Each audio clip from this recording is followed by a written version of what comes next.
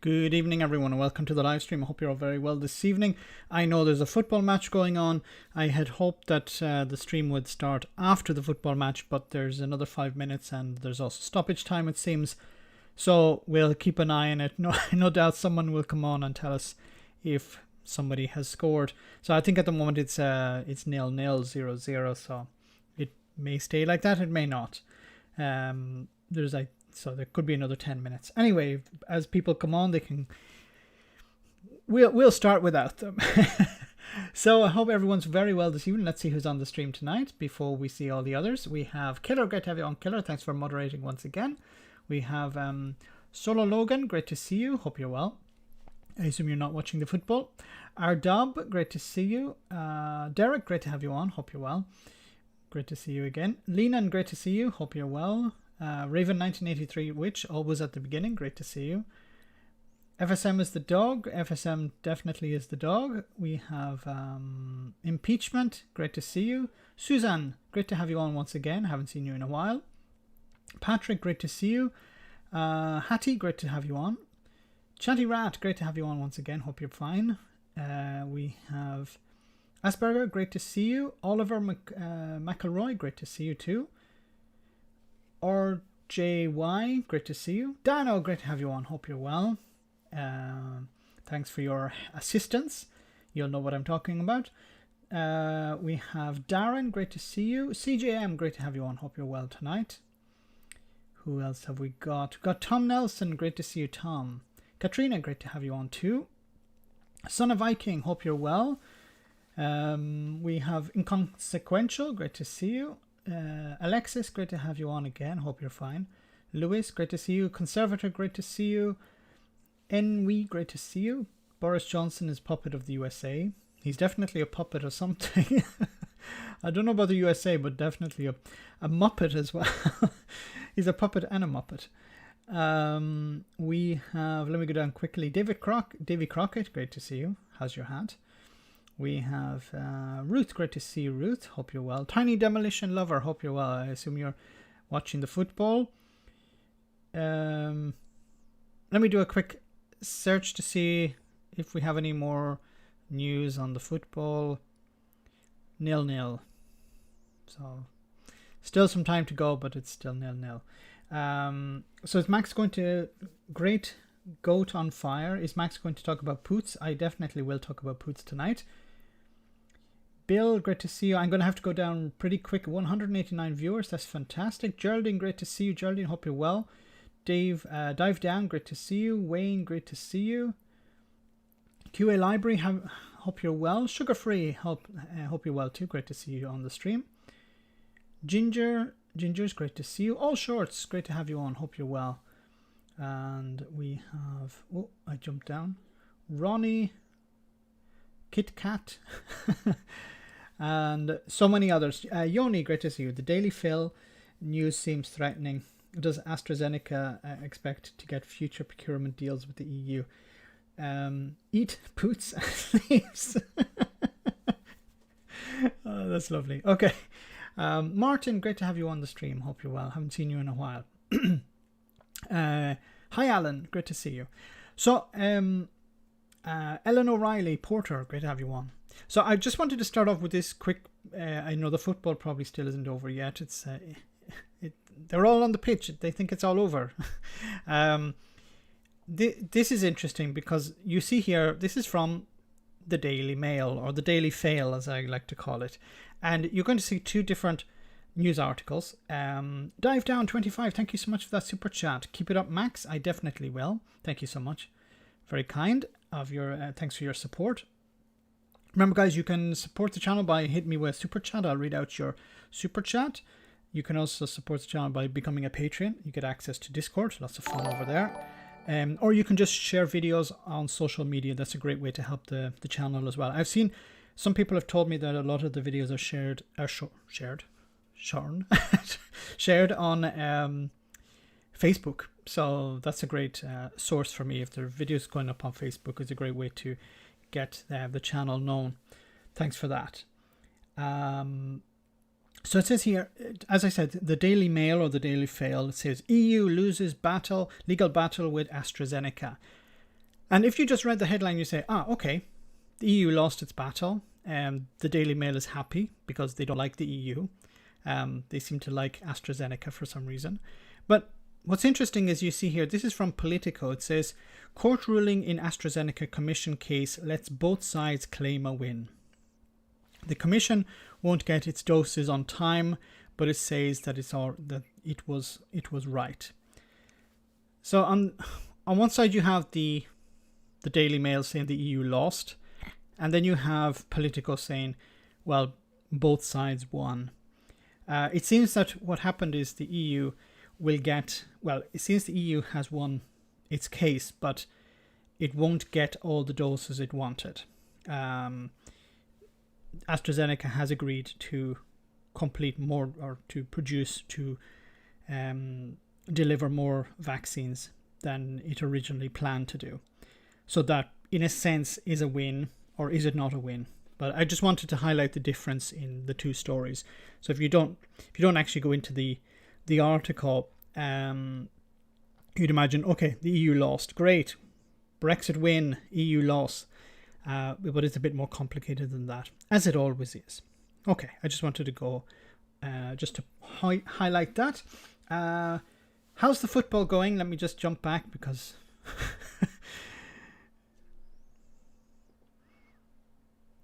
Nil-nil. Yeah, 90 plus 1 minute. Okay. 2 minutes of extra time. So we're almost at the end. Okay. So we should see more people jump on the stream, I hope. Game ended 0-0. Thanks very much, Conservator. 0-0. Okay. Only 85 likes. Smash that like button, guys. We're hardcore left-wing Marxists. Johnson stripped Electoral Commission of its power to prosecute, another step on the slippery slope. Yes, and I'm going to talk about that in a moment.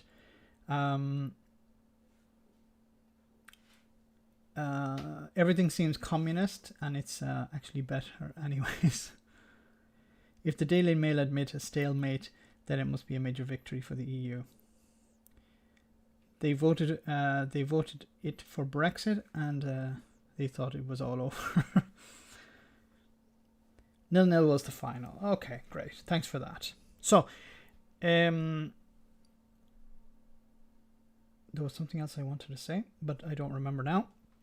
Anyway, let's continue. So it says here, UK asks EU for more time to resolve Brexit sausage row. Isn't it funny how Michael Gove and others were saying not that long ago that the UK held all the cards. We hold all the cards. They need us more than we need them. And now you have David Frost basically going cap in hand to the EU saying, please, sir, can we have some more? More as in more time, because we're not able to get this thing sorted out. Reagan Ali, thank you so much for that. Football is over for now. Yay! So both sides are happy, I assume, because nobody was defeated. Evening all. Great to have you on, Reagan Elite. Thanks very much for that super chat. Great to have you on. Hope you're well tonight. What do you think the UK economy is going to do in the next 10 years? Is it going to stabilize or is it going to contract? You have to. You can't really look at the past too much. But if you look back to before the UK joined the single market, the European community back in 1973, it was called the sick man of Europe. The economy was in tatters, and the UK joined the European community at the time. It was the European community, the European Economic Community, the EEC, at the time, in order to pull itself out of the doldrums. And you're going to see a contraction once again. Now, the economy is going to adapt, I think. But the Tories are probably the worst people in charge to have in charge, because they're likely to ignore the signals, ignore the signs of a contraction, because they don't care about developing the economy. They don't care about creating jobs and wealth in the country. You could try and argue that Margaret Thatcher was interested in doing that, I don't think so, but some may try to make that argument. But the current cabal definitely do not. Well done, Scotland. On to Croatia. So I think 0-0 was a victory, in a sense. Red October, great to see you. Joe Green, great to have you on. Hope you're well tonight. So we're having a few people jump from the football to the stream. That's great. Northern Ireland meat and dairy producers are not complaining about the Northern Ireland Protocol. They have continued frictionless access with no customs declarations to both GB and the EU markets. Yes, it makes more sense for them to, and I talked about this in one of the videos, max is at 1.5 speed.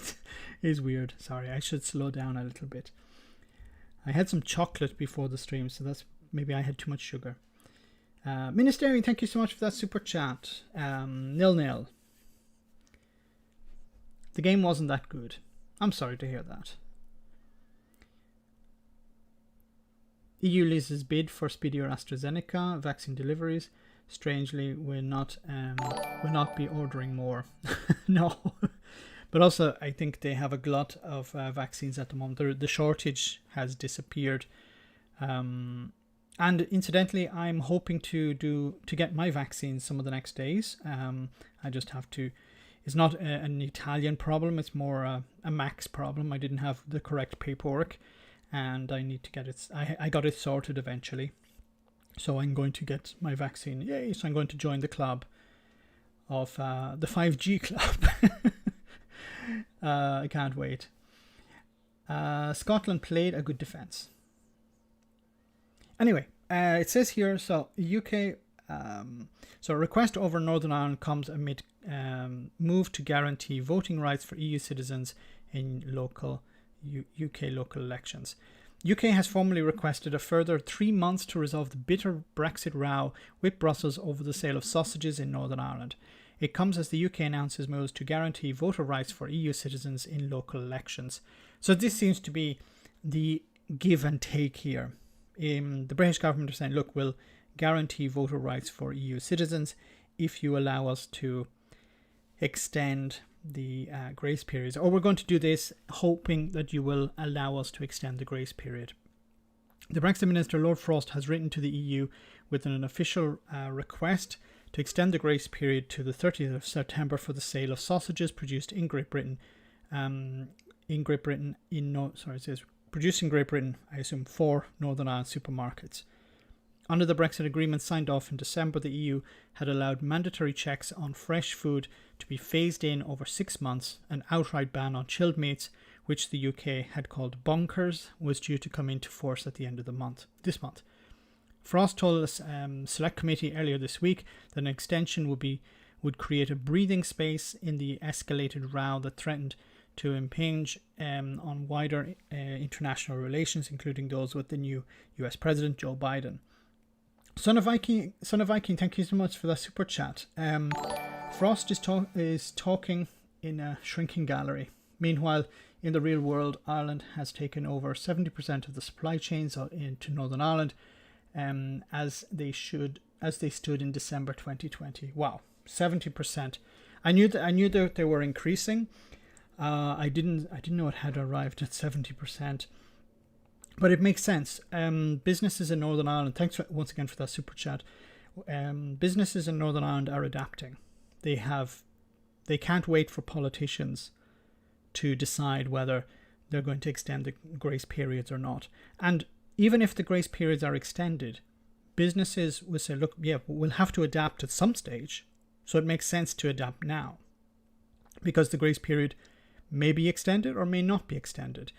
It makes sense for us to adjust. Try to find suppliers in the Republic of Ireland, in the EU, or produce more in Northern Ireland. And that's what most of them are trying to do at the moment. They're trying to wean themselves off Great Britain wherever possible. In some cases it's possible, in other cases it's not possible. And unfortunately, some of the businesses who have to rely too much on Great Britain probably will struggle. And they may unfortunately close down. But But this idea of extending the grace periods is just really kicking the can down the road. And for politicians, it makes sense. But for businesses, it makes zero sense. It gives you maybe a bit of breathing space, but you'll end up having to adjust eventually. Needs to be 100%. Yes.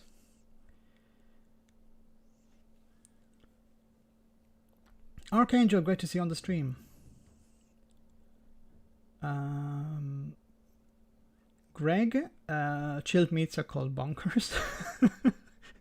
No, I assume the idea. Isn't there a chilled meat called Greg's? Greg's sausages, sausage rolls, I should say. Scott's dog, great to see you on the stream. England's been isolated like an abuse victim. Republic of Ireland imports from Northern Ireland up 92% in February 21 when compared to February 20. Yes, there's a massive, because the businesses understand, look, from day one, importing stuff from GB is problematic. If you can source it, we've even seen it on the continent here, how businesses, our customers, Amazon customers who normally purchase from the UK, switched to Amazon.de, for example. And also businesses and consumers in Ireland were doing the same thing, switching from Amazon.co.uk to Amazon.de or Amazon.ir from France, because it's easier. And if you can do it quickly, you will stick with that. And it's very difficult, as I said before, it's very difficult for GB businesses to recover that lost trade. Now, they may eventually be able to recover some of it, but it's an uphill struggle. Until, in a sense, there is alignment or the UK rejoins the single market or the customs union, it's going to be a struggle. The EU confirmed it had received the request to extend the grace period and would consider it. A spokesperson said, "We are looking for solutions providing stability and predictability for the people of Northern Ireland will be of paramount importance." He said the European Commission Vice President, Maros Šefčovič, will reach out to Lord Frost and his team to set up a meeting as soon as possible to discuss the request in detail. The Commission will also consult with the European Parliament and the European Council. Isn't it interesting how the Commission speaks to the European Parliament while David Frost, Lord Frost, doesn't really consult with Parliament, the British Parliament? In separate development on Thursday, the government has revealed that EU citizens who come to the UK to live and work after Brexit will have the right to vote in local elections if reciprocal arrangements are agreed in the country of their birth. Yeah, and I would fully support that. If they're British citizens living in Italy here, for example, they should have the right to vote too. It has also confirmed that an estimated 5 million people already in the country for 5 years who have been granted settled status, and those in the country for fewer than 5 years with pre-settled status will continue to have the right to vote and stand in local elections. EU citizens who have a right... Okay, and then it goes on to say about the statement. Vote Leave promised EU citizens would retain the right to vote 5 years ago.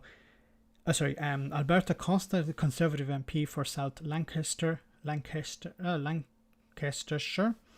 who has been campaigning to protect EU voters' rights for 5 years, said the government had gone further than campaigners like him had expected. Vote Leave promised EU citizens would retain the right to vote 5 years ago, and they've kept their promise. So I'm very satisfied as they protected the rights of 5 million people. It also shows that they are open to giving future EU migrants rights as long as the rights are reciprocated. But about the sausages, as I said before, this is going to be something that's going to be resolved in Northern Ireland. Extending the grace periods, even if the EU does extend the grace period, it's just kicking the can down the road. And I don't think it's really a good idea for the EU to extend the grace period, because what is going to happen after the 30th of September. Lord Frost is going to say, we need more time. We need to kick that can down the road a bit further. That's what's going to happen. So I wanted to show you this from Byline Times about, once again, the consequence of Brexit. G&T, great to see you on the stream. Glasgow Case, great to have you on. Hope you're well. Dan, great to see you. Kendra, great to have you on. I don't eat sausages anymore. Good idea. They're not very healthy. If you know what goes into them, you definitely would not want to eat them. It was mostly the old people who voted for Brexit, the Tories. It's quite sad how many old people voted to end freedom of movement for young people. I think that's probably one of the worst things about Brexit, is that you had older people, and, you know, let's face facts, some of them are no longer with us. They voted for the future of young people. And many young people who are now coming of age to work, to study, you know, arriving at the age of 18, they didn't have the ability to vote back in 2016. So decisions were made for them by people who are no longer with us. And those decisions can't be undone, or it's going to be very difficult to undo those decisions. I think that's one of the most depressing things about Brexit. The idea that people who are no longer with us voted for the future of people who didn't get a chance to vote at all, and probably would have voted to remain. I'm pretty sure about that. We've seen polling for young people. The vast majority of young people would have voted to remain in the European Union, and still support the idea of rejoining as well. Daily Blaze, great to see you. Daily Blaze, great to have you on. I need to ask you, which I think it's Blaze, but there isn't an accent on the E. I know a lot of young people who voted for Brexit, but I think it's mainly the people who don't care about traveling. Those young people who are disinterested in, or maybe young people who were convinced by the likes of Nigel Farage. Freedom of movement to sausages and not to people. Yes, that's a very good point. Verti, hola.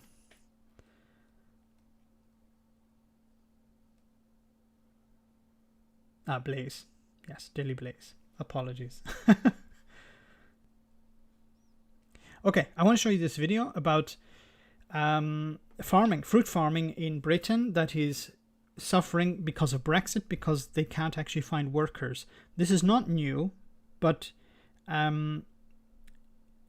it was something that we predicted, and Brexiteers said, no, don't worry about it. Traditionally in the UK, 90-95% of produce across the whole country is harvested by Eastern European people, and obviously within the EU, free movement of travel and freedom to work anywhere within the EU, and that worked great for everybody. Unemployment in this country was quite low, so they weren't taking work away from Brits. They were coming here for a short period of time and then going home again. Now what's happened with Brexit, you cannot legally work in this country as from the 1st of July, so as from about a couple of weeks' time. Across the UK, there's currently a huge national recruitment drive to try and persuade more Brits to take up the mantle. Pick for Britain. We had 50 or 60 Brits with the Pick for Britain campaign, which worked very well. Now, of course, most of those people have gone back to their day jobs, understandably, and because of Brexit, we're short of people.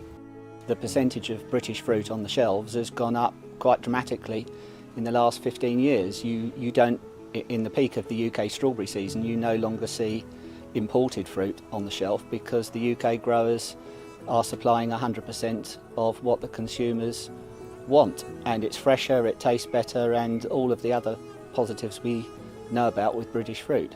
There will be less every year that goes by because of the pre-settled status that people from Eastern Europe now need to work in the UK. You will have roughly 20 to 30% less people available for the harvesting of fruit. And particularly the Home Secretary thinks that robots and Brits are going to come to the rescue and suddenly... Robots and Brits. Now, the idea about robots, yes, robots will take over a lot of this work, but not today. Not in the next 5 years, perhaps, maybe in the next 10 years. There are technologies being developed that I've seen them myself, where there are robots that can look at, for example, a strawberry and understand if it's ripe enough. It has a particular arm, a highly developed arm that can actually check, and fingers on it or sensors on it that can check to see if it's soft enough and everything. But these types of machines take ages to do their jobs. They're not advanced enough yet they're not advanced to the same speed as a human. Humans are much more apt to doing this work. And these machines are very expensive, and Brits are robots. So I've said this before. What's going to happen is there's a shortage. The government will have to sort out the shortage. So what are they going to do? They're going to force people to go and pick fruit. You're on universal credit. Do you want your payments? Well, you're going to have to go and work. Now, at the moment, they're not doing it.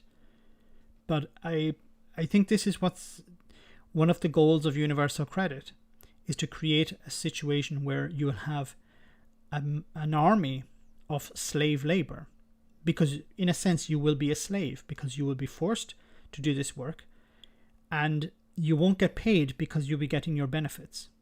So if you work or don't work, you get your benefits, but you will be forced to work, and you'll be working in conditions where you can't complain, because if you do complain, you'll be sacked. If you're sacked, you'll lose your benefits, or you'll be sanctioned. And the employers are going to benefit from this because they're going to have free labor. Imagine if you have a farm, and instead of having to pay people, they work for free, and you can have unlimited numbers probably. This is what the Tories want to do. This is what I think universal credit's end goal is, to force people into a type of slavery. Forced labor, yes. I called slavery months ago. Where slavery is coming back. Universal credit is to introduce work obligations to stay alive. Very futile. I agree. This is what they want to do. Now, was this part of the plan with Brexit? No, I don't think so. But Brexit came along, and it's a huge opportunity. And the idea that you have people who have to work. If they don't work, they lose their benefits. If you lose your benefits, you are absolutely screwed. There are many people who've been on universal credit, are still on universal credit, and if they turn up too late for an interview, they get sanctioned. If they get sanctioned, they don't get their payments on time, or they get a deduction. They could be, late for an interview because of traffic, or because they had a medical appointment or something like that. And the Department of Work and Pensions don't give a crap. If you're late, you're late. Doesn't matter why. Doesn't matter if it was your fault or not. We don't care. You're late. You're sanctioned. And we've heard those horrible stories, of course, of people who were deemed fit to work and were basically on deathbeds. Drums to the bass, thank you so much for that super chat. Max, what's your opinion of GB News on their 1000 ATM at the moment? Sorry, the 1000. Oh, my God. GB News. So first of all, we have to remember that GB News is funded by foreign investors. It's not grassroots. GB News is relying at the moment on some advertising, but the idea behind, so there's a boycott, of course, of GB News at the moment. GB News's advertisers, which is a good idea, because if you convince businesses to not place advertising with them, there's a risk that the investors will see this as not viable. Because I think at the moment it's quite successful because it's new, but gradually I think it's going to go downhill. But what I'm really shocked about is the production values. If you watch, and I'm going to show you a clip later, not so much about the value of what I mean by production values, of course, is, their studio, their lighting, their microphones, their video quality, things like this is absolutely terrible. Like, this is Byline Times, you can see here. This is an independent outlet who produce videos for the internet and for their newspaper. You can see they have 27,000 subscribers. They're not backed by foreign investors. It's I think most of the money they get is from the donations and subscriptions, but they provide much higher quality programming than GB News ever could. GB News is like if I started on my own with a studio, basically, and I have no skills or I have no abilities to produce content. And that's what GB News is like. It's unbelievable. But I think they just gave a huge amount of money to Andrew Neil, and everything else is on a shoestring. That's basically, I think, why it's so bad. But at the moment, they are quite popular. I don't know how long that will last, because they need to push the envelope. And perhaps they've pushed the envelope a little bit too early, because they've been promoting conspiracy theory stuff, like with vaccines and that, and I don't think that's going to work very well with most of their viewers, because most of the viewers are probably older people who generally are not skeptical of these things.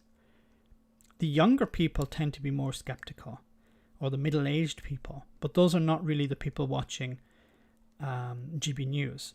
It's more the boomer generation.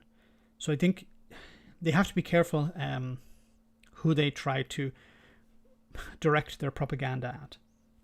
But I don't know, maybe they will be successful, maybe not, but from the start, I think the quality is really, really low. And unless that changes, I don't see them doing very well.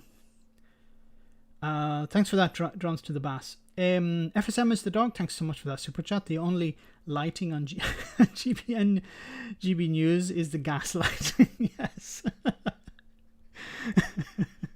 Very well said, yes.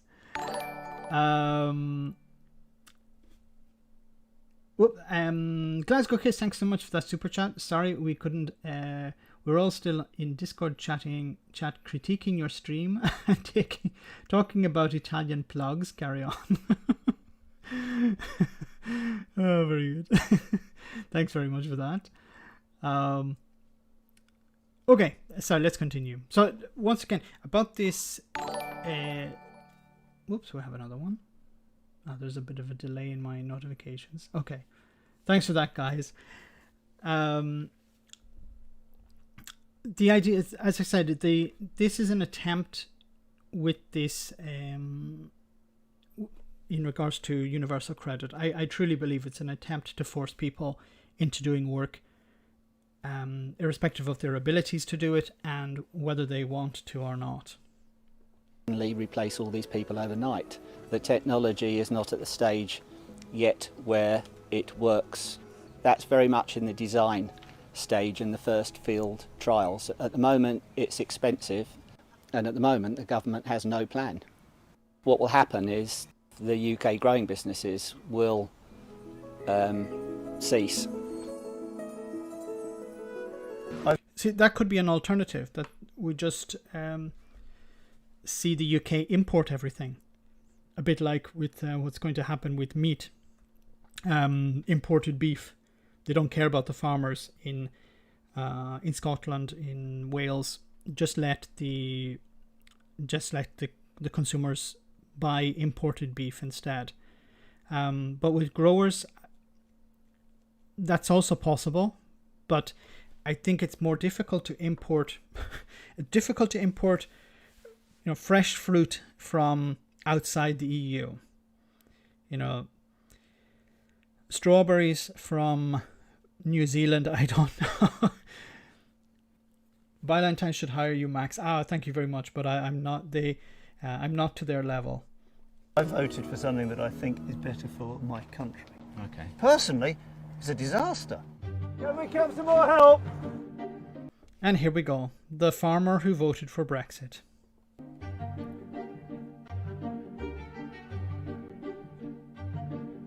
was fed up with being told what to do by a non-elected bureaucracy based in Luxembourg.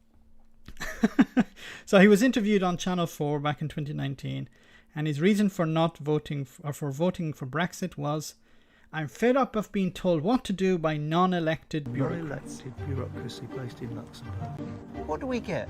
£150 billion trade deficit with Europe every year? That's our pleasure?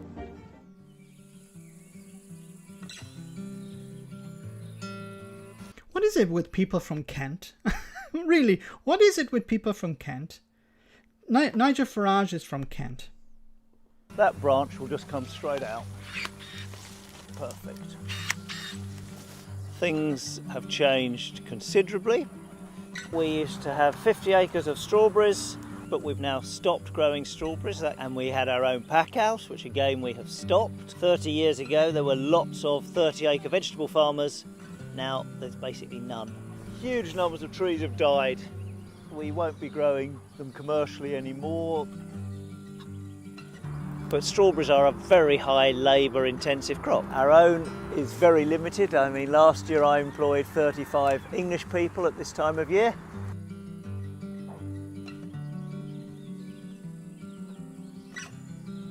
For the horticultural industry, the biggest single problem it is struggling with at the moment is labour.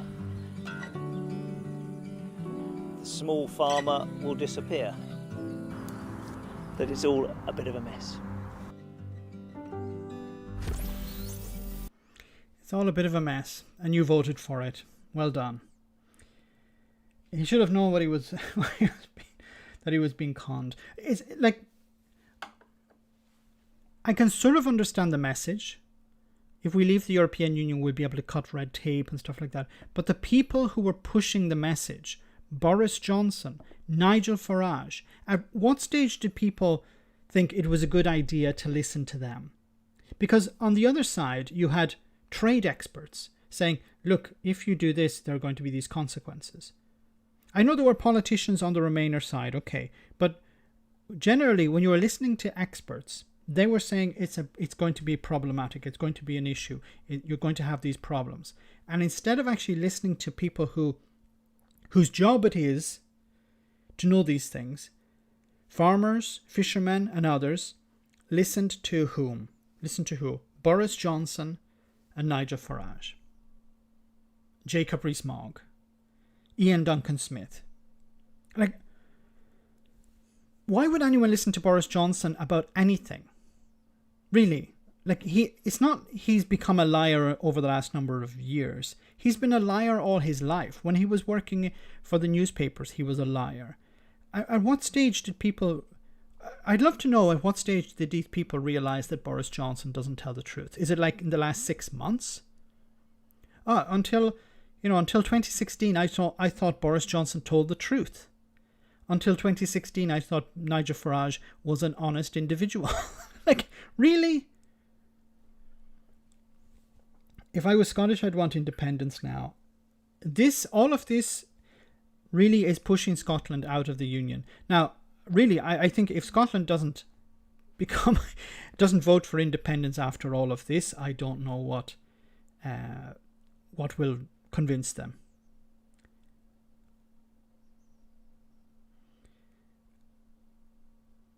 All 4 countries.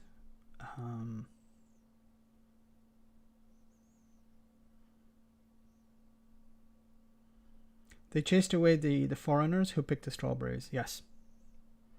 Because they didn't like them. Because they didn't like them taking our jobs and our women. Are we all strawberry pickers now, Father? I'm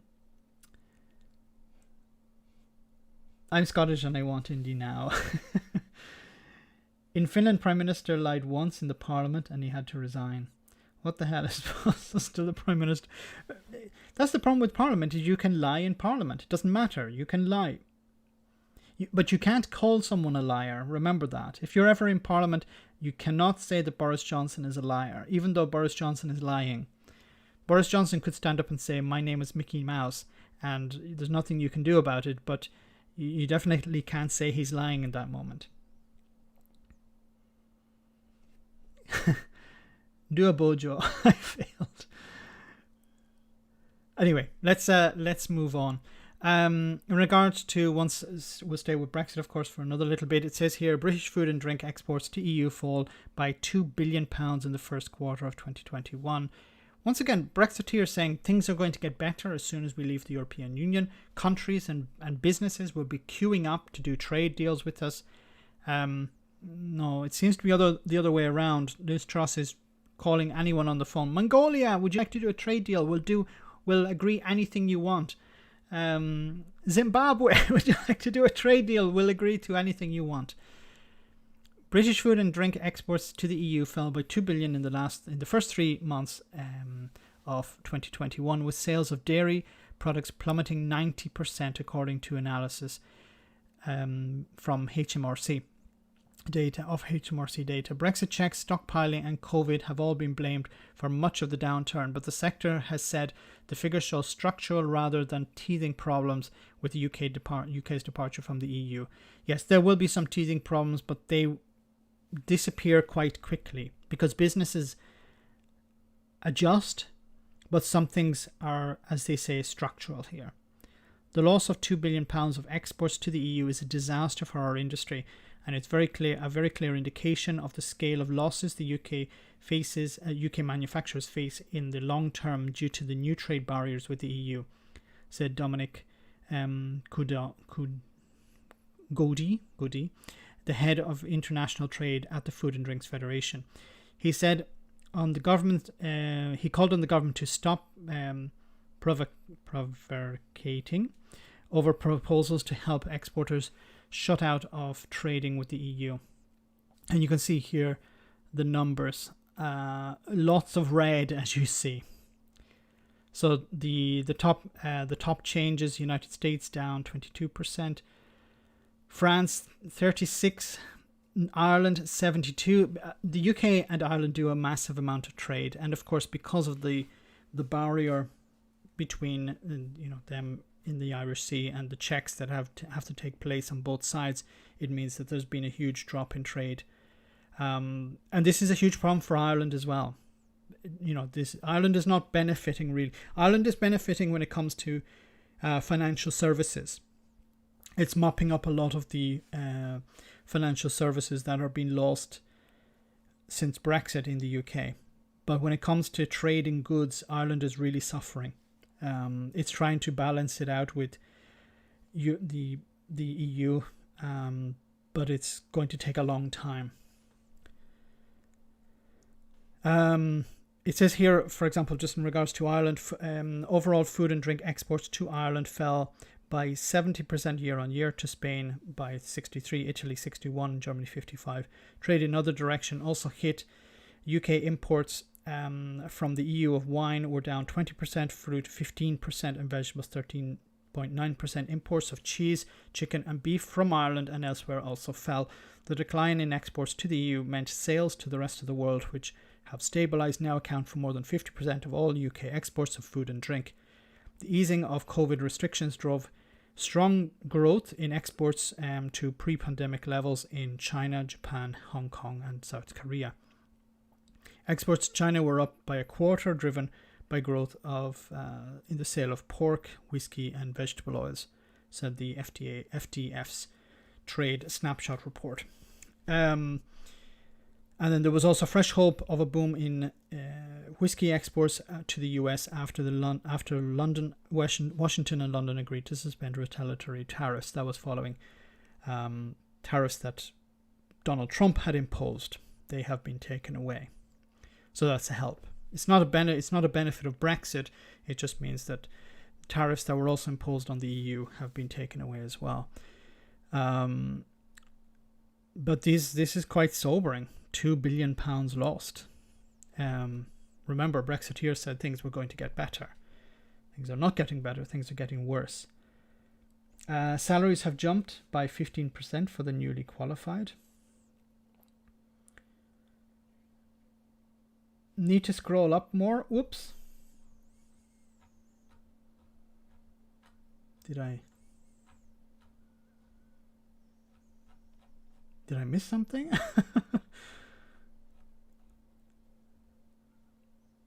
Max, I'm sure the trade deals being accepted so quickly are to prevent the UK re-entering the EU. Yes, Jim. So some people will say it's an attempt to how can I say, diverge more. So diverge quickly. This idea that if the UK diverges from EU standards, aligns itself with Australian standards, United States standards, it will make it more difficult to re-enter, to realign with European standards. I think this is something maybe the government is promising businesses. Look, we're going to cut EU, yes. We're going to cut protections. We're going to, for the environment, we're going to cut regulations. We're going to make it easier for you to hire and fire people. We're going to make it easier for you to dump stuff in the sea or in the environment. We're going to reduce standards. So some businesses are going to benefit from this. Some are not going to benefit, of course. But the Tories don't really care. So in order to convince these businesses to continue to donate to the party, they need to throw the UK under a bus.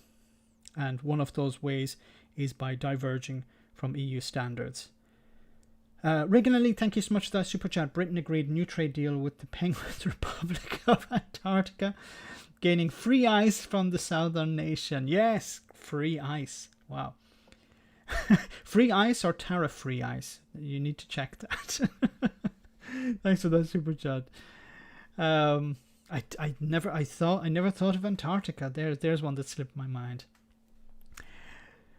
Okay, let's move on. Before we're about halfway through the stream, so I just want to give you a little comedy moment. I wanted to show you this clip from GB News. So those of you who are not familiar, GB News is a new Brexit supporting outlet.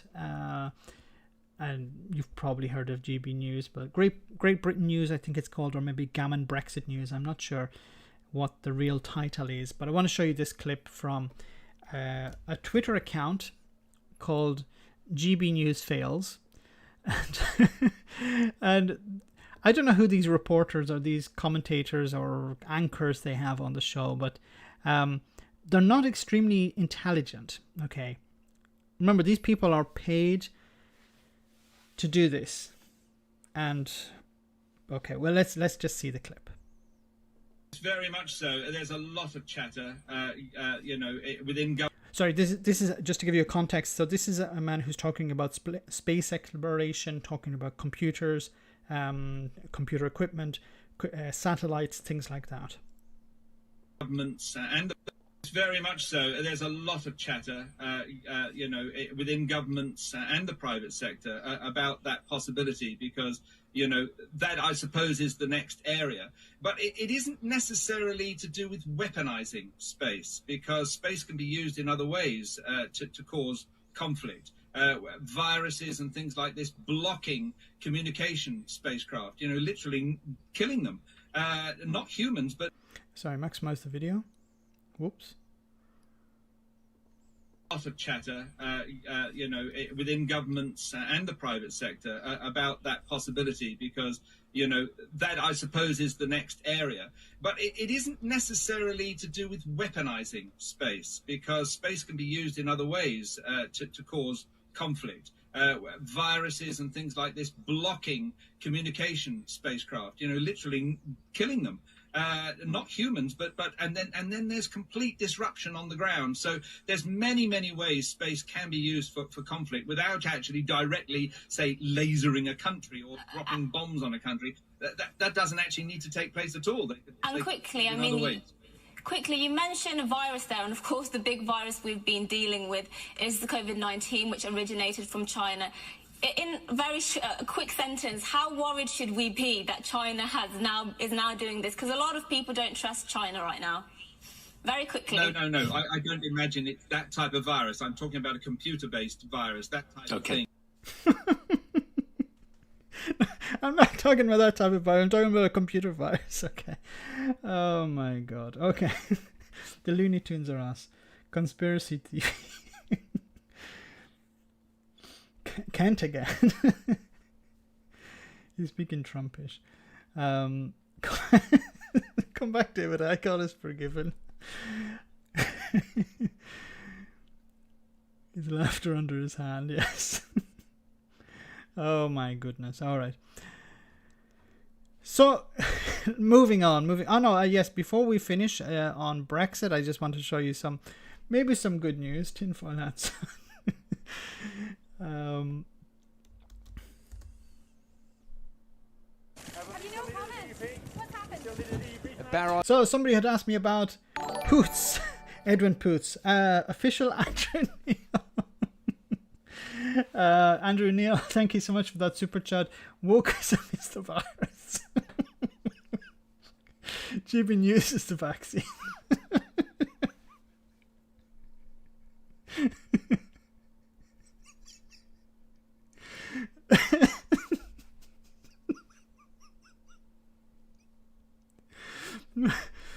Oh my god.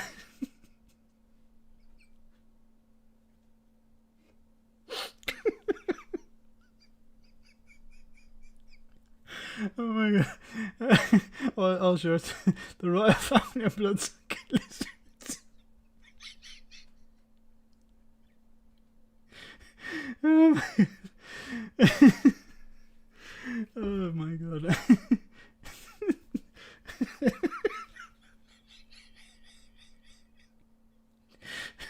I'm reading the chat now once again. The DUP have big boots to fill now. Oh my god.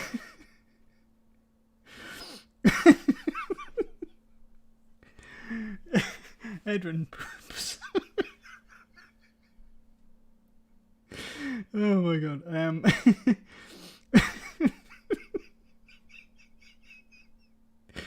Breathe. My cheeks hurt. Please update this. Please stop breaking Max papers around to come by. It's an outdated model. It certainly is. Oh my god. Okay. Just quiet. Of questions. So as we know, Edwin Poots, the former leader of the DUP, has been forced out because the party itself is not too happy with him. Max is down in emergency, and now he's boots out. Dysfunctional unionist party, yes. This is, and I have to watch this from the sidelines with popcorn, because it couldn't happen to someone called a nurse. It couldn't happen to a better DUP. Questions and camera shutters for the man who only lasted 21 days as leader of the DUP before resigning. And this was the moment that sealed Edwin Poots' fate. So I stand today privileged to propose Paul Given, MLA, for the role of First Minister of Northern Ireland.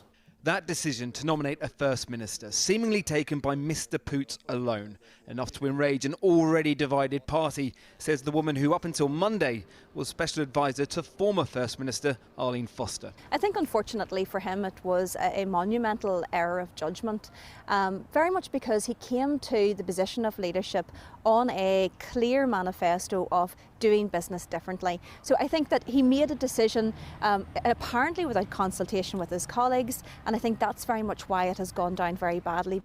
It was less about who and more about how, which brought... Son of Viking says, thank you so much for that super chat. Now that Poots is gone, does it mean that the dinosaur party is back? It's difficult to tell, because the party will need to choose someone who can unite it. And Poots was not someone who could unite the party. It's the opposite. There's been talk about Jeffrey Donaldson, or Sir Jeffrey Donaldson. I would prefer to see Sammy Wilson in charge. That would be comical. Sammy Wilson is the Boris Johnson of Northern Ireland. But actually worse than Boris Johnson. But it probably, I think Jeffrey Donaldson is probably going to be the one.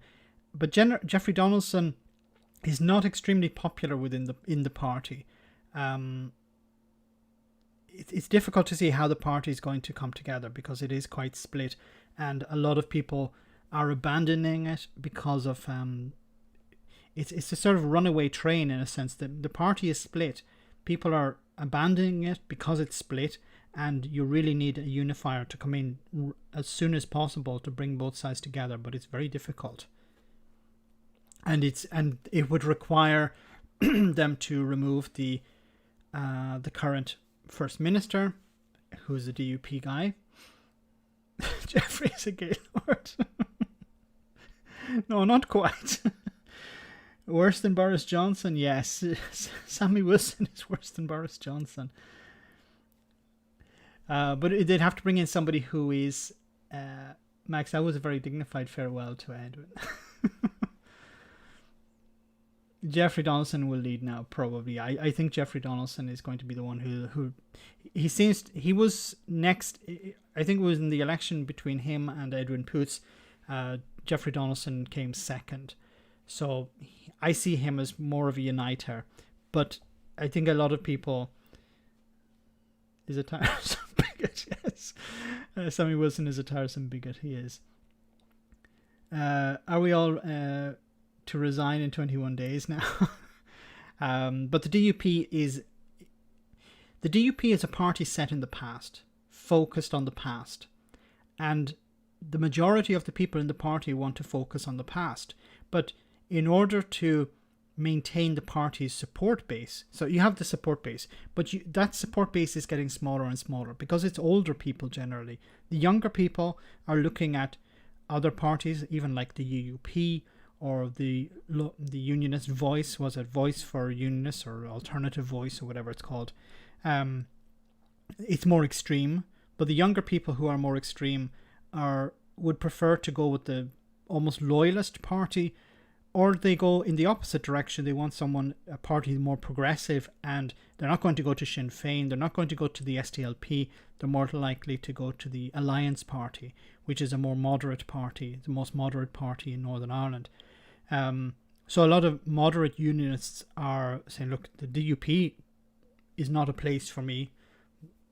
The previous leader didn't believe in evolution, believed the earth is 6,000 years old, has very regressive views on women and issues affecting women like abortion or equality. So we don't want to be in this party any longer. It's very difficult to bring in people if your views are backward. Rebellion and ultimately Edwin Poots' resignation. Power-sharing partners Sinn Féin's backing was needed for nominating a First Minister. Their price? Introducing the Irish language laws, one of the most contentious points of the agreement, which all parties signed up to in 2020 after Stormont was shut for 3 years. Sinn Féin asked the UK government to implement the Irish language laws in Westminster, not here, overriding an assembly it didn't believe would deliver them any time soon. This was hilarious. So what happened was the Irish Sinn Féin went to Westminster. Remember, Sinn Féin don't take their seats in Westminster because they don't recognise Westminster as a power. It says the UK should not be present in Northern Ireland. There shouldn't be a Northern Ireland in a sense. But they went to Westminster. They went over Poots and the DUP and went directly to Westminster and said, "Look, can you pass this law for us?" Soon. Yesterday morning, the government not only agreed, but also announced that on that basis, Edwin Poots was happy to carry on reconstituting the Northern Ireland Executive, an act which for many in his party was simply unforgivable. But are you really willing to risk Stormont being shut up again indefinitely over the Irish Language Act, which you've agreed to anyway. But it's much more fundamental than that. We agreed to a 62-point document. That has to be implemented in full because there's many aspects of that are favourable to unionism. It's the point that they're grabbing one particular aspect and running to Westminster and getting it rubber stamps the issue, when there's so many other issues there which are concerned to the entire community, including unionists. So who then might be the DUP's third leader in a month? What a lovely day. Well, this was Sir Geoffrey Donaldson arriving at the meeting last night to dispose of Mr Poots. He's the favourite, but whoever it is inherits a party riven with division. Is it becoming an ungovernable party? No, well, I think the party, the Democratic Unionist Party, is now a large party. Of course, with any large party, you're going to have a variety of views and opinions. You're going to have strong characters within there. But I think the key to leadership is to try to bring all of those parts together to make sure that everybody feels that their voices are being heard. I believe it is possible. The next DUP leader that comes in, there's only one path for him because he can't take this conciliatory. I love this guy. This guy is probably the stupidest person in Northern Ireland, worse than Sammy Wilson. This guy is a member of the Loyalist community, and he has been always front and centre when there are issues regarding the Loyalist community, and he has continually pushed the idea. Back in 2018 or 2019, he was saying Boris Johnson will be the greatest Prime Minister for the Union. Yes. He campaigned for Brexit, of course. He still believes Brexit is a good idea. These people, I don't even know how to categorize them anymore. He still believes Brexit is a good idea after everything that has happened. Appeasement path, because he'll go the same way of Edwin Poots, so he has to take a stand, and there's going to be instability and turmoil that flows from that. I mean, but so be it. Whoever the next DUP leader is, him or her, they won't just be responsible for power sharing with political rivals, but rebuilding a party of the union, which right now is far, far from united. The future of unionism in Northern Ireland is, I think, on borrowed time. Because Ireland will eventually be united. There will be a united Ireland. Brexit has sped that up. It's going to happen. He forgot his balaclava. Yes, he did. It's going to happen. These people are trying to stand in the sea and hold back the tide. The pragmatic unionists, and there are ones, of course, in Northern Ireland who see the writing on the wall, understand that when it eventually comes about, and it could come about in the next 10 or 15 years, they have to be prepared for it. And I'm not talking about fighting it, I'm talking about accepting it. And they will try to form some sort of political party, maybe within a United Ireland, or they will join one of the existing parties. I'm looking at Fine Gael, for example. But they will be represented by conservative parties with a small c in the Republic, I think. The unionism will end. They'll still have their flags, they'll still have their drums, they'll still have their marches, but it will be like cosplaying. Or it'll be like reenactment, actually. It'll be more like reenactment. You know the way people reenact the Middle Ages or reenact World War II? That's what it will be. That time no longer exists. That time has passed. Some of them probably, there are probably people you will find who reenact World War II who still think World War II is taking place. They have they need to be on medication. But there will be, of course, people, Benny Hill is dead. There will be people within the unionist community who will want to have their marches or whatever, and they will understand, look, this is harking back to another time. Anyway, let's move on. There was some very good news today for anyone who doesn't like Boris Johnson. It says here, senior Tories warn Boris Johnson blue wall is at risk after by-election defeat. So what happened was the Liberal Democrats fielded a candidate in Chesham and Amersham, and they won the seat. They won the by-election. Now this, of course, was a seat. Well, it was a Tory seat. It had voted for the Tories since 1974, I think. Who mentioned UBI? I get to UBI maybe a little bit later. But this is a serious problem for Boris Johnson. Now, some will say, well, this was a once-off, but I don't think it's a once-off, because we've seen also in the council election, the local elections, just was it last month in May, how the southeast, that used to be strong Tory, is starting to crack. And here is another crack, it seems. So it says here, senior Conservatives have warned Boris Johnson a swathe of seats in the blue wall across the south of England could be at risk, as his party was gripped with recriminations in the aftermath of the Lib Dems' shock victory in Chesham and Amersham by-election. Downing Street came under renewed pressure to ditch Johnson's controversial planning reforms, which many backbenchers blamed for the humiliating loss in the Buckinghamshire seat. The by-election saw a historic 25% swing to Ed Davies' Liberal Democrats, enabling their newest MP, Sarah Green, to overturn a 16,000 majority in a constituency that has been Conservative since it was created in 1974. That's very worrying for the Conservatives. A 25% swing. Wonderful. This is music to my ears here. A Tory MP representing the South East seat said that the upset was worrying and that the Lib Dems had shown that they could successfully rally voters against the government's planned reforms, which would strip power to object to developments away from local residents. This is really, really bad policy. You have to, and I've said this before, look at Andy Burnham. Andy Burnham was successful because he stood up to government. He stood up to Boris Johnson. He said, I'm fighting for the people here. And he was returned with a bigger majority, I think, than before. That's, if the local people feel that central government don't care about them, they don't care about vaccines, they don't care about Brexit, they don't care about any of these things. But if they feel that central government is going against them in a sense, they're going to respond and they're going to give the government a bloody nose. And this was a bloody nose for sure. Maybe bloody nose and a black eye.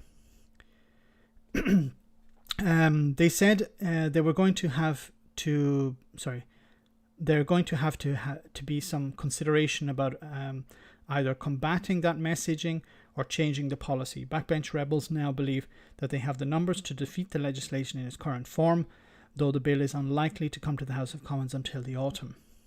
Fears are also running high in local government, where one Tory source warning Number 10 needs to wake up quick to the fact that its build agenda is going to destroy home county's blue wall. Speaking at a victory rally in Chesham Community Hall on Friday morning, Davies said, do you know what? I think there are many Conservative MPs across the country who are now worried. Some of the Conservatives, like John Redwood, sits in a seat with a smaller majority than 16,000, which is very interesting. Not a big fan of John Redwood. It would be nice to see John Redwood kicked out. To reinforce the point in a literal way, Davy told Mr. Part here. People have been talking about the red wall. I think after Chesham and Amersham, I know I'm mispronouncing it, they are talking about a blue wall and how the Liberal Democrats are the main threat to the Conservatives in huge swathes of the country, he said. To reinforce the point in a literal way, excuse me, and all that laughing before, Davy stood in for the TV cameras in front of an actual wall made of blue plastic bricks and proceeded to knock it down with an orange mallet. It was very cringy, extremely cringy, but it does reinforce the point that, look, we are here to create problems for the Conservatives. Now, does this mean that the Tories are in serious trouble? Probably not at the moment, because there aren't any... I don't know when the next elections are planned, but it is interesting that while Boris Johnson is attempting to rebuild, in a sense, the red wall in the north with blue bricks, the blue wall in the south is falling apart. And I think what's happening is that you're seeing how the middle class and Remainers, for example, who probably voted for the Conservatives in the past, are turning around and saying, no, we're not. The older generation who voted for the Conservatives are disappearing, and the younger generation in those areas are deciding, no, we're not. We're going to vote for the Liberal Democrats instead. Or the Green Party. The Green Party did very well as well. It says here at the very bottom, Labour's vote collapsed to just 622, behind the Greens at 1,480, suggesting Labour supporters had swung their weight behind the candidate most likely to beat the Conservatives. Now, this is very, very important, because I don't know if this was orchestrated by the parties or this was just the voters themselves. If this was a case of the voters themselves, then this would mean that a progressive alliance could form without the consent or the necessary consent of the parties themselves. So voters themselves see, look, let's look at the polling. Is there a chance that the Labour Party could defeat the Conservatives here? Not a chance. Then let's vote for the most likely candidate. And that doesn't require Keir Starmer to get on board. Keir Starmer and the Labour Party, if they see that they're not going to win in a particular seat, they could maybe just not do a lot of campaigning. But I don't know if they're willing to do that. Now, some people on the left are not very happy with this. I've seen some comments on Twitter about how they're saying, look, the Labour Party should have fought here. They should have given the Conservatives a run for their money. But that would have just split the vote in a sense, and the Conservatives would have probably held on to that seat. And then Boris Johnson would be celebrating today. Instead, Boris Johnson is not too happy. So let's hear what Boris Johnson had to say about this.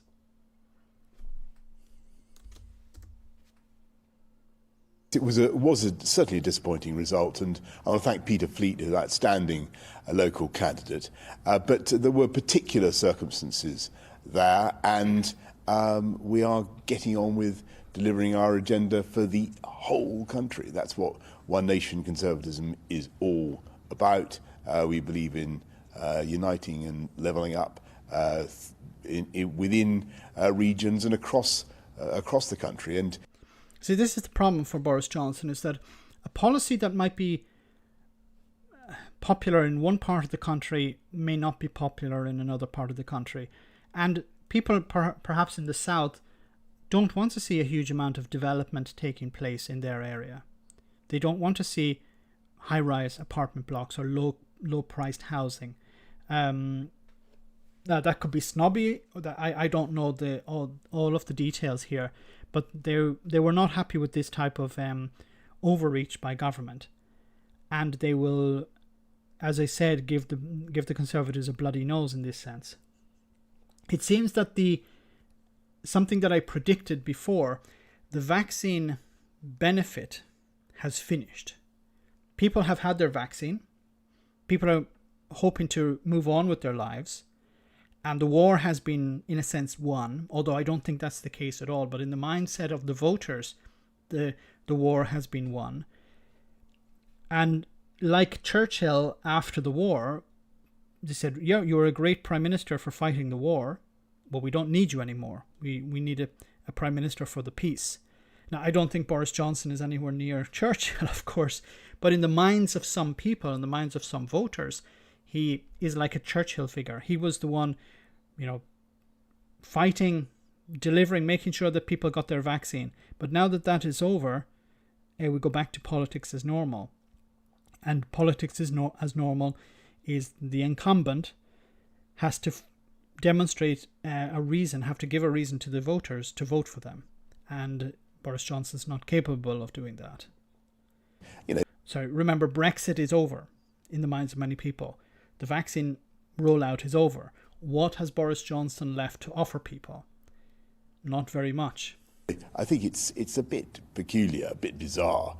I won London twice. I think I was elected in Henley twice, and just last month we had gains in Basildon, in Maidstone, in Basingstoke, and all over the place. So we are a great one nation party, and we will continue with our mission to unite and level up, because that is the best way to deliver jobs. Prosperity. It's not that what won you the election in May. It was the vaccine rollout. People were happy. People, surely he knows this. People were coming out and saying, Boris got me the vaccine. There were Brexiteer people who said, I didn't vote for Brexit, which I don't believe is true. But they were saying, Brexit was a success because we got the vaccine faster than the rest of the European Union, which incidentally, the UK is short of a few vaccines at the moment, and it may be necessary to actually ask the EU for a few extra vaccines. But he didn't win London right there. How his mind works. Get him off, I will. Let's move on. But Boris is not too happy about that, obviously. But I just want to show you a bit more information about that win, because I think it is important. A political storm has been brewing in the Conservative heartlands, and today it's hit in Chesham and Amersham, courtesy of the Liberal Democrats. Green Sarah Louise of the Liberal Democrat Party is duly elected. Whose stunning by-election victory overturned a 16,000 majority. Sorry, can I ask you, why are these two guys on the right not wearing masks?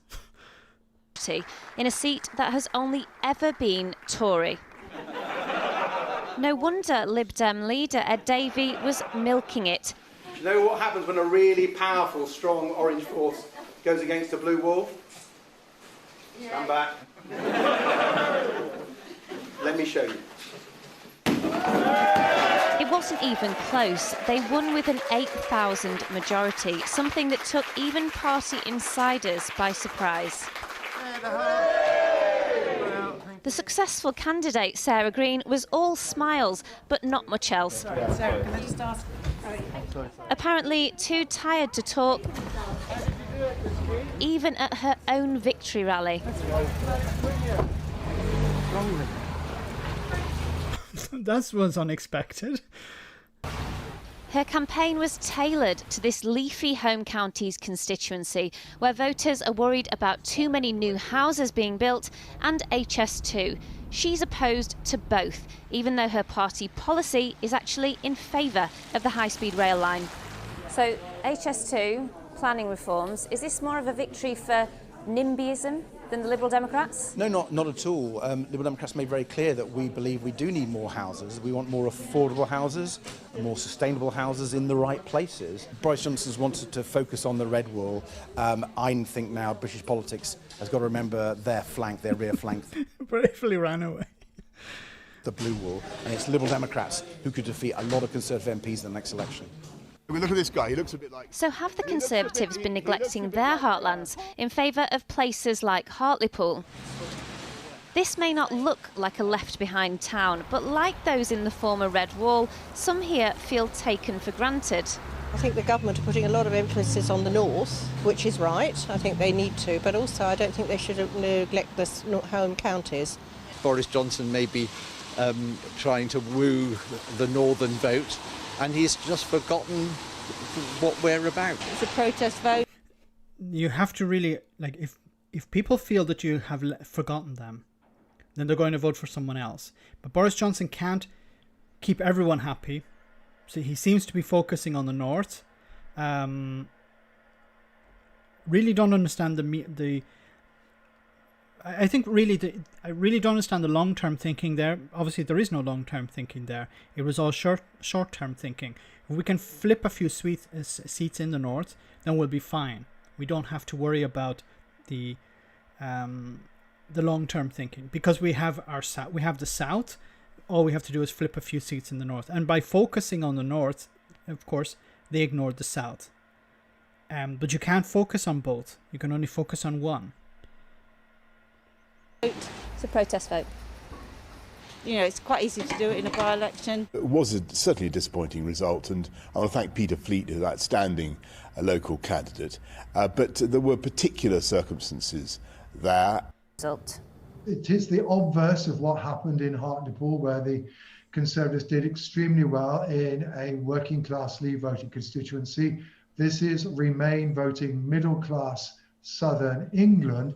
It reacts to Boris Johnson and his agenda very differently, and it does mean that therefore these constituencies are, relatively speaking, now more vulnerable than we traditionally would have expected them to be. A permanent shift or I think it depends on who's in charge. If Boris Johnson was not in charge, maybe they could have held on to this. They don't like Boris Johnson. They don't like his style. They don't like his campaigning. They don't like his policies. They don't like his populism. a temporary blip. What this by-election does show is that the landscape of British politics is still as changeable as ever. Well, earlier I spoke to the political sociologist Paula Surridge and the former Tory MP for the neighbouring constituency, David Gauke. I began by asking if this result was a one-off or the beginnings of something more difficult for the Conservatives. I think there are local issues in play, as there usually are in by-elections, but I think there is something broader than that as well. Clearly, planning and HS2 were important, but I think we are seeing the evidence that the Conservative vote in a lot of these home county prosperous places tended to vote Remain. That Conservative vote is pretty soft, and therefore it doesn't take that much for them to move elsewhere. I don't think there's huge enthusiasm for Brexit in places like Cheshire and Amersham. I don't think there's a huge enthusiasm for the Prime Minister and the style of his politics. And I think that is a potential vulnerability. And just as the Conservatives have benefited from a realignment in British politics in the north of England, over time, I suspect the flip side of that is that we will see the Conservatives losing more seats in London, the southeast of England, and other, if you like, prosperous areas where there are a lot of graduates. That section of the electorate is moving away from the Conservatives. Paula Surridge, what do you make of that analysis? I think that analysis is broadly correct, but I would add to it that we have to ask the question, why didn't this happen at the 2019 election? Why is it happening now? And I think there's two factors that have changed significantly that might help these voters move across now when they didn't before. The first is that we've now left the European Union. The danger, if you like, of a second referendum and more uncertainty around Brexit has been removed. The second thing about these voters were that they really strongly disliked Corbyn and were quite fearful of Corbyn's Labour. And so a different Labour leader also allows them to feel a bit more comfortable moving away from the Conservatives. Obviously, a large Conservative majority helps that a little bit as well. But I mean, you talk about Labour, it was a disaster for Labour. Well, I think that really depends how you read it. If you read it as a tactical vote in a place that Labour can't possibly win, I don't think it is a disaster for Labour. No, I agree. I think there was a tactical voting here. The voters themselves voted tactically, not the party. I don't think the party was really involved here. But they didn't vote Labour. No, they didn't vote. No, I think what she means is that it was, in a sense, the voters themselves are deciding we're going to vote tactically, not the parties. It's not really a victory for, in a sense, it's not a victory for Labour here, but it could be a victory for Labour somewhere else if voters see Labour as the best option against the Tories and they emulate what happened here in other parts of the country. Someone smoking. No, I think what she means is that it's, in a sense, it's not that the Labour Party it's not a victory for the Labour Party here that they won nothing, but it was a victory for tactical voting, Labour's tactical vote. If Labour had told its voters to go out and vote for the Liberal Democrats, then it's a victory because they did what they were told, in a sense. They didn't ignore the suggestion. But I still don't know whether the Labour Party actually suggested that, because it is sort of against their constitution. Anyway, let's move on. Boris Johnson, the tin pot dictator. So it says here, Electoral Commission to be stripped of power to prosecute after a probe into Johnson's flat makeover. This of course has been flying under the radar, but I think it's important to cover. Boris Johnson is to strip the Electoral Commission of the power to prosecute law-breaking just weeks after it launched an investigation into his controversial flat refurbishment. The watchdog had been threatened with curbs ever since it embarrassed senior Tory figures by fining vote leave for busting spending limits for the Brexit referendum. Now ministers have announced that the new electoral bill will remove its ability to prosecute criminal offences under electoral law, arguing it wastes public money. Don't put Tories in prison because that's a waste of public money. Don't investigate Tories because that's a waste of money. The watchdog launch, so it's teethless. It's toothless. It has no power. It will make announcements, but these will have no ramifications for the government or Boris Johnson. The watchdog launched an immediate protest, warning the move would put a fetter on the commission, which would limit its activity. The shake-up was condemned as a thinly veiled government power grab by the Electoral Reform Society. Cat Smith, Labour's shadow minister for democracy, said, "It is not for any government to dictate the priorities of an independent watchdog. This is yet another attempt by the Conservatives to rig democracy in their favour." This is the type of things you see in tin pot dictatorships. This is the type of thing you're seeing take place in Hungary at the moment.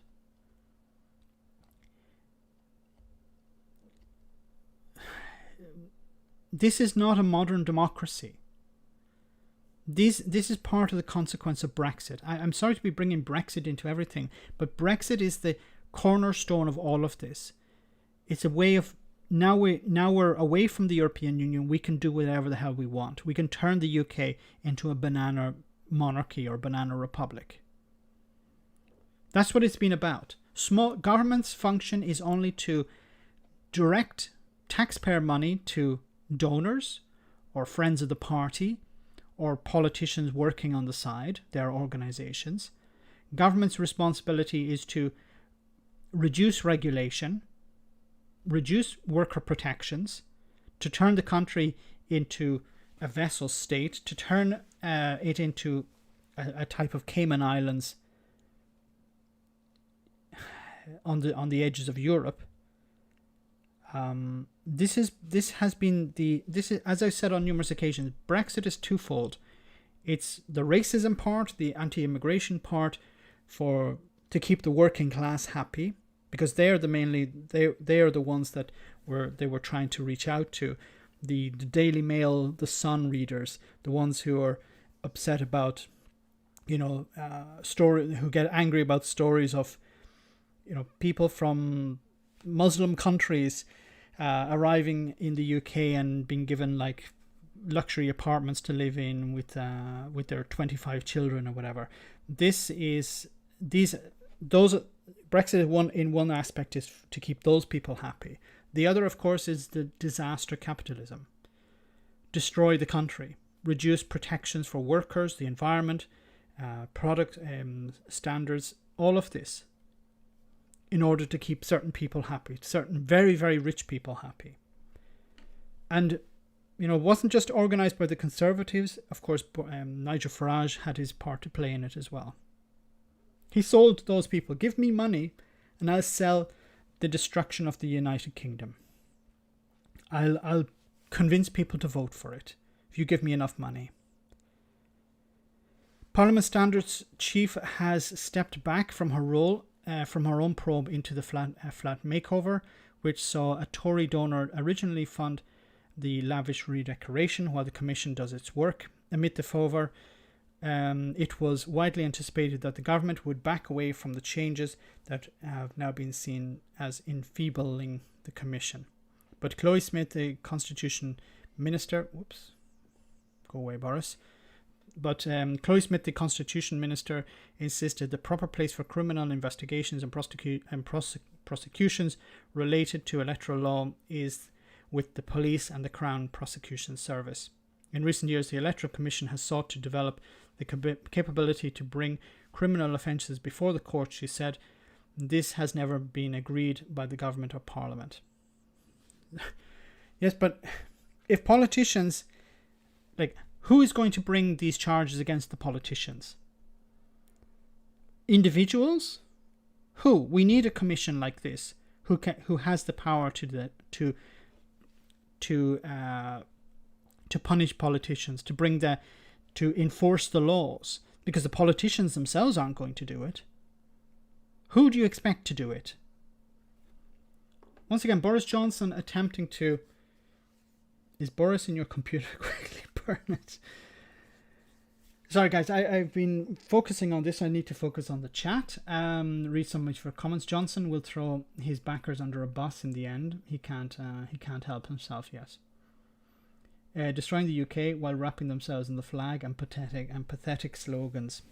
Yes, we're burning the country down, but don't worry, I'm wearing a flag while I'm doing it.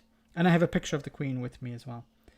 Affordable housing, you mean West G with 10% ownership of the 250,000 mortgage? Yes. Go with Boris indeed. Boris should eat the flag and prove his patriotism. Union Jack will finally come down in England for the final time soon. The Union, yes, the Union is on borrowed time. The police aren't going to do it either. No, because the police won't investigate the government. They need the government. The government make the rules. You need oversight. It's not the police's job to do that. The same Queen he lied to, of course, yes. Was it Boris lied to the Queen, or he got Jacob Rees-Mogg to lie on his behalf? I want to share this story with you guys also.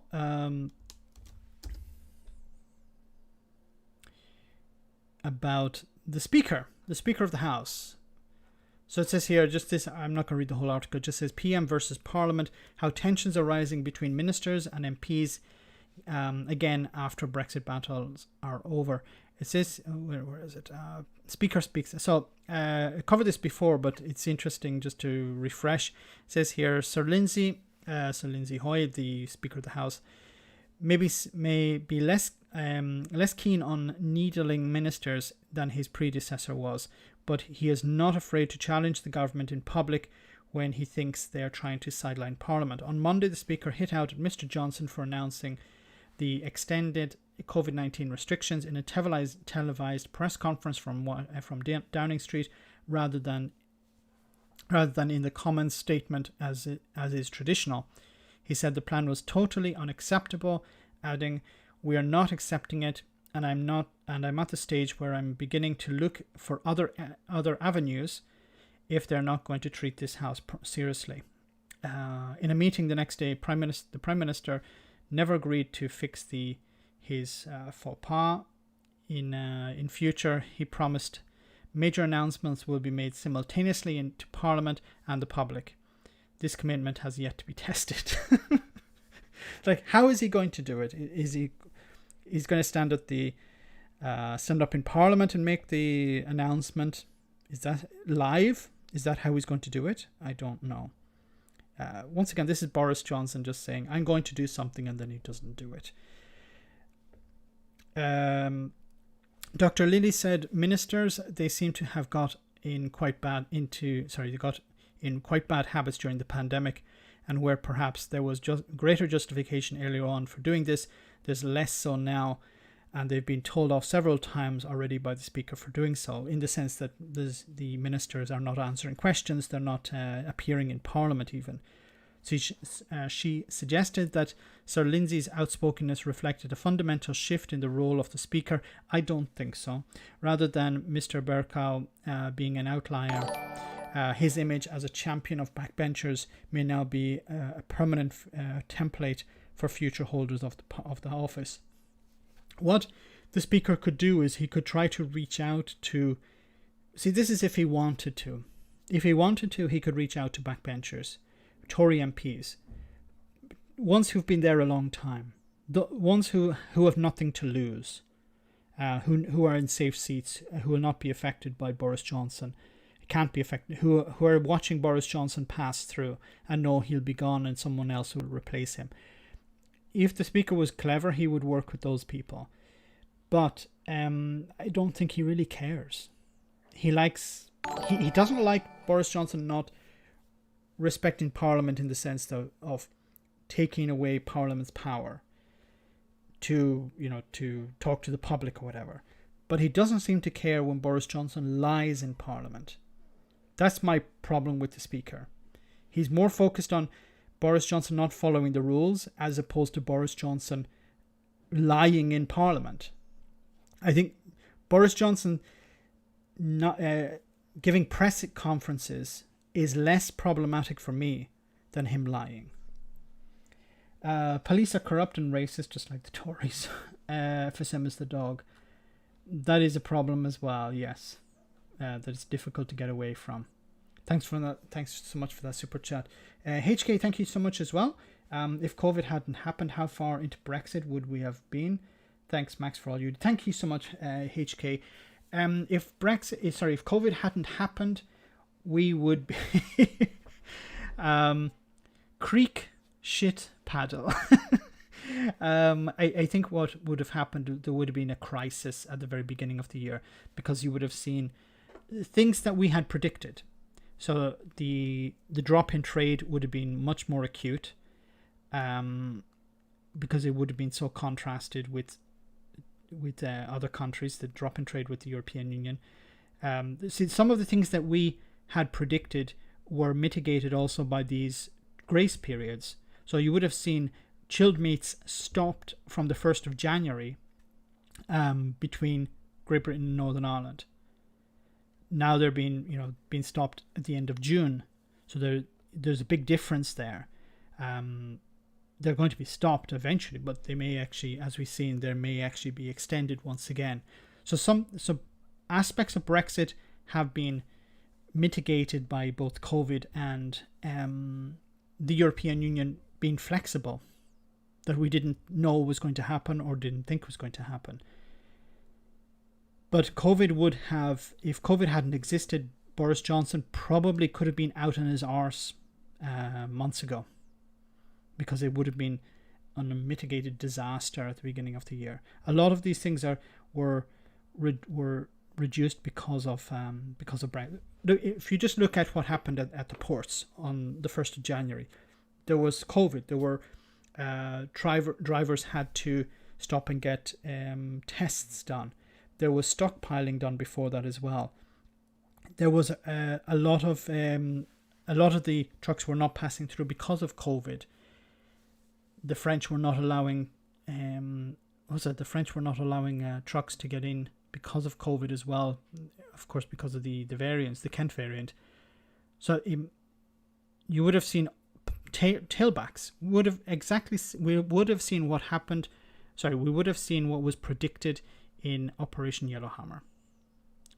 Tailbacks, restrictions, empty shelves, and we're seeing empty shelves today. I saw on Twitter somebody posting about a lack of fresh fruit and vegetables in some supermarkets. I don't know if people on the stream who are living in England, definitely near the port, are able to confirm that or not. But in some supermarkets there are shortages at this moment. Well, we're almost at the end of the stream, guys, so I want to say thanks to everyone who came on, but we're almost, let me see, I'm getting this. Just wanted to cover this quick story here. Actually, we can end on this one. I don't want to end on something too sad. I had another story, but it's a little bit depressing, but I'll just cover this. It says here, delight UK employees to decide when, where and how they work. Accounting firm embraces ultra-flexible working with staff able to choose if they want to come into the office at all. This is the future. This is the future of working. So Deloitte will allow it's 20,000 UK employees to choose how often they come into the office, if at all, after the pandemic, making it the latest firm to throw out the rule book and embrace ultra-flexible working. The accounting firm said it would let its staff decide when, where and how they work. Following the success of remote working during the COVID crisis, while the company has offered more flexible working since 2014, the latest announcement will mean ditching its office-focused approach once the final phase of lockdown restrictions are lifted next month. Now, of course, this isn't something that all companies can do. Service industries like this, or the financial services sector, are, very. It's much easier for them, and they prefer this sort of thing as well because they're able to monitor their staff better. They're able to save money because they don't have to spend huge amounts of money on rent. You can imagine the amount of money these companies spend on rent, not just on rent, but on heating these buildings, keeping them cool in the summer, and all the overheads as well, lighting and heating, rates. I don't know if maybe the renters don't pay the rates, but all the additional costs you have with a building, this would all be saved. So the businesses are happy.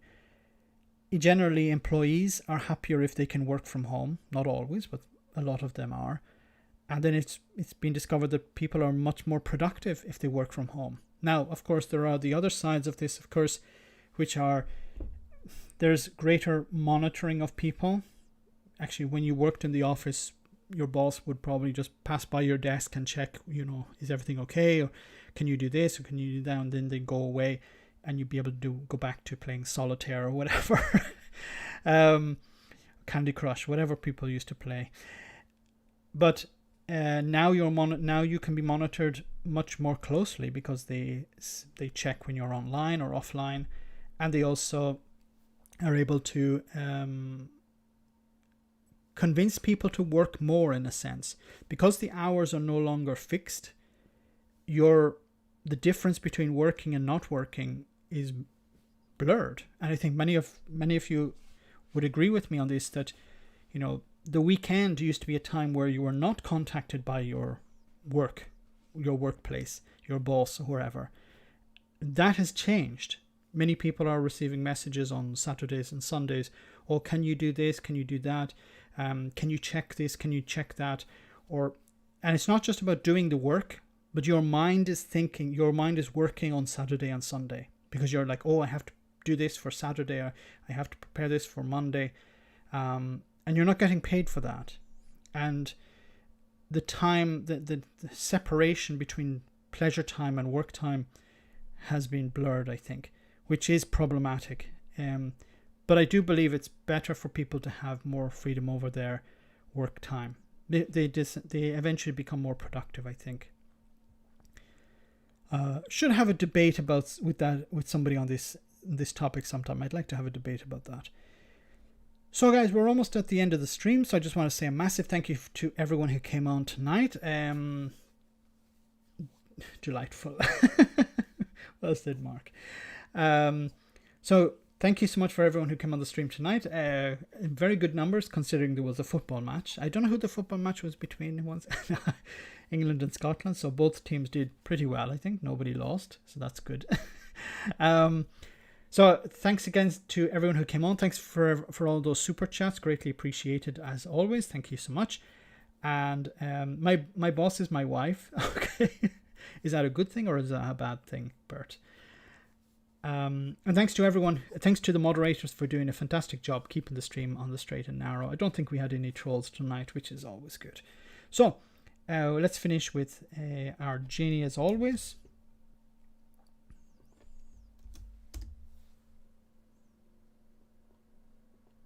Hello. Oops, that's a little bit high. Hello everybody, welcome to Witherspoons TV. Witherspoons TV. We've got a lot on this week. We've got the Cookery Corner, just basically us frying British sausages. Then we'll have the origami and how many ways you can fold the Union flag. Remember, it's only called a jack if it's on a ship. Then we'll be talking to some people who are dead offended at being shut up, so we have to let them talk so they've got a voice even though they're being cancelled. Well, they're no cancelled because we're letting them talk. After that, there's going to be some good British comedians. My mother-in-law. Tune in. In other news, my forehead is available for some advertising space. Don't take the knee. Never take the knee. This has been sponsored by people who don't take knees. Old Brillo. Okay. Thanks once again, everyone who came on the stream tonight. Thanks for smashing the like button. Thanks to everyone who sent a super chat. And thanks to the moderators, as always. So, guys, have a great weekend. I'll see you all same time. Next time is usual bat time, usual bat channel at 9:30 British summertime. Those of you who are Patreons, do check out Discord. After the stream, there is a Discord chat. I'll see most of you over there. So have a great weekend, guys. I'll see you next Tuesday, 9:30 British summertime. And as Boris Johnson always says, stay alert. Good night. Take care. Good weekend.